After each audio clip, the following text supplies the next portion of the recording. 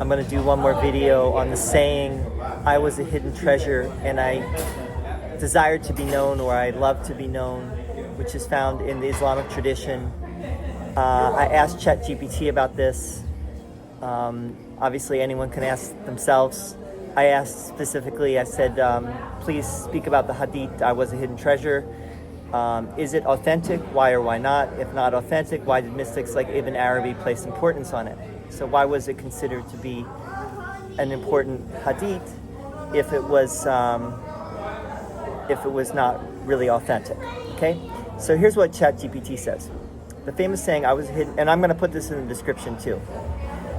The famous saying, I was a hidden treasure and I love to be known, so I created creation that I might be known. Kuntu, kanzan, makhfiyyan, occupies a central place in Islamic mysticism, but its status as a hadith is extremely weak.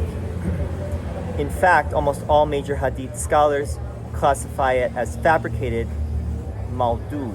Yet Sufis, especially Ibn Arabi, give it enormous metaphysical significance. Here's a clear, structured explanation of why. Is I was a hidden treasure an authentic hadith? The short answer is no. The detailed answer is, this is what scholars say. Classical hadith authorities unanimously concluded that it cannot be traced reliably to the Prophet Muhammad. Among the critics, al-ʿAsqalānī, Ibn Ḥajar, no known chain cannot be accepted. Al-Suyūṭī, not established as hadith, though he collected sayings of similar meaning. Al-ʿAjlūnī in Kashaf al-Kafā, no chain widely used by Sufis, technically fabricated. Al-Dhahabi, rejected as lacking isnad.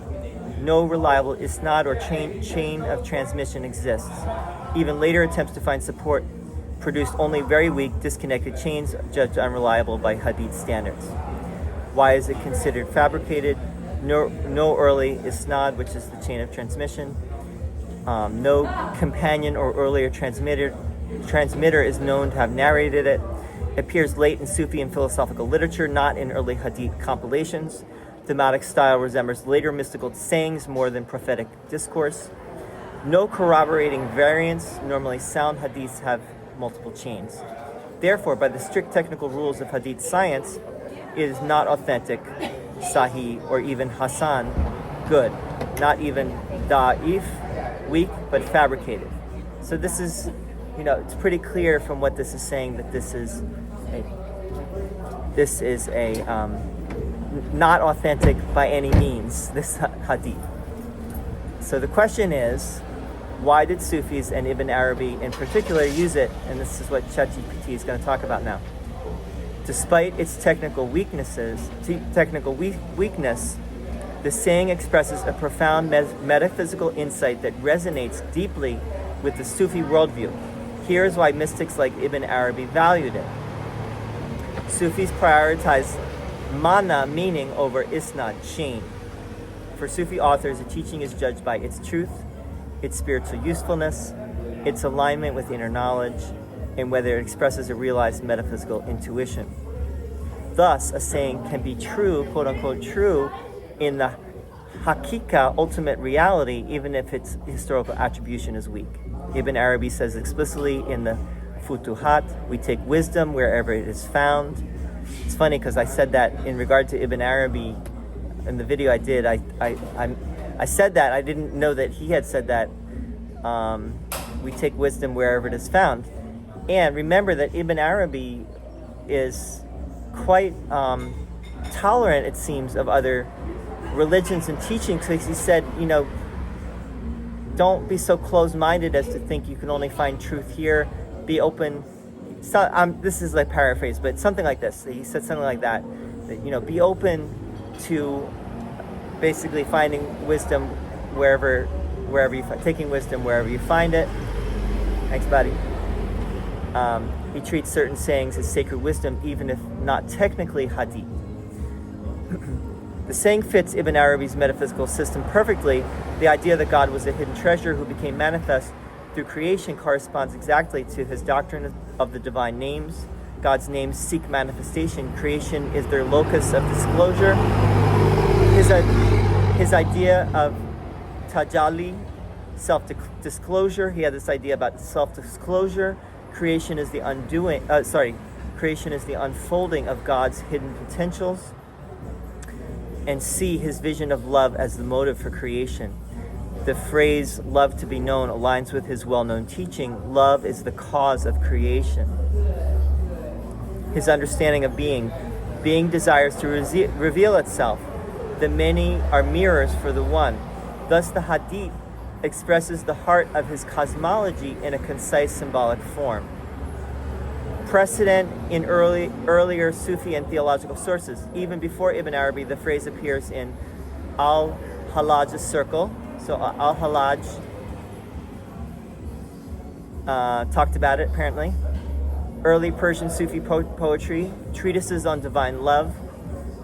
By the time of Ibn Arabi, the 12th to 13th century, the saying had long been a Sufi quote-unquote shared symbol, even if not an authenticated prophetic report. Mystics treat it as a hadith qudsi in meaning. Someone said that in one of the comments too. It's a hadith qudsi. Some Sufis say it is not technically a hadith, but it expresses a divine self-disclosure, a truth spoken by God to the heart, not transmitted verbally. Sufis sometimes call such sayings hadith manawi, hadith in meaning, not wording. Hikmah ilahiyya, divine wisdom. For them, authenticity is experiential, not textual. And one of the final things ChatGPT says is why the content was irresistible to Sufis. The hidden treasure saying answers these three profound metaphysical questions. One, why did God create the world? Out of love, to be known. What is the nature of the world? A revelation of the hidden divine qualities. 3, what is the purpose of human beings? To know God as the mirror of divine self-recognition. Excuse me. This dovetails perfectly with the Sufi doctrine that he who knows himself knows his Lord. The human being is the quote-unquote the eye of God's self-revelation. The cosmos is the mirror of the names. In short, the saying is a complete mystical cosmology in one sentence. Ibn Arabi's specific use of the saying in the Futuhat and Fusus al-Hikam, Ibn Arabi uses the hidden treasure motif to explain why being manifests, describe the relation between the absolute and the cosmos, justify the centrality of the quote-unquote perfect human, articulate the doctrine of the divine names as the roots of all entities, and express creation as a loving self-disclosure rather than a utilitarian act. For him, the saying is less a report of something God once said and more a symbol of the eternal truth of existence. Summary. Is it an authentic hadith? Pop quiz. Is it? No. Okay. Hadith scholars unanimously classify it as fabricated or without any chain. Why did Ibn Arabi treat it as important? Because it perfectly expresses the mystical intuition that creation is God's self-disclosure.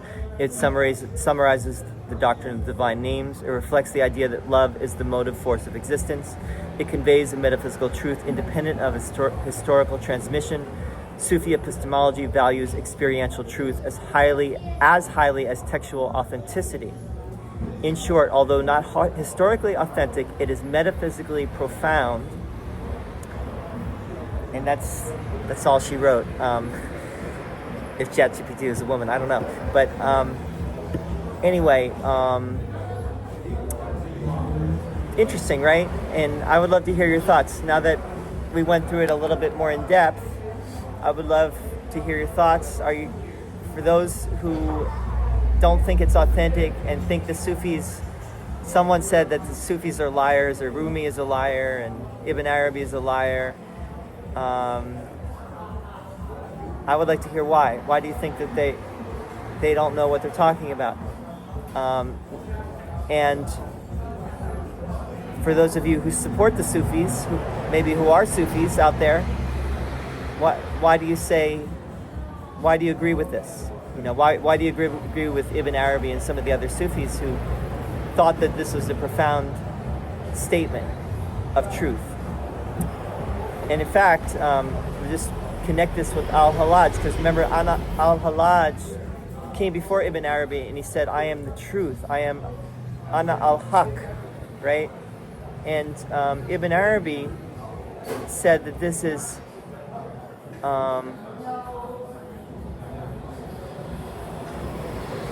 haq as well. He called it, this is truth, this is haq. Forgive my pronunciation. But anyway, hope this is helpful. Love to hear your comments, your thoughts. I appreciate you listening, tuning in, and I'll see you soon. Okay. Assalamu alaikum.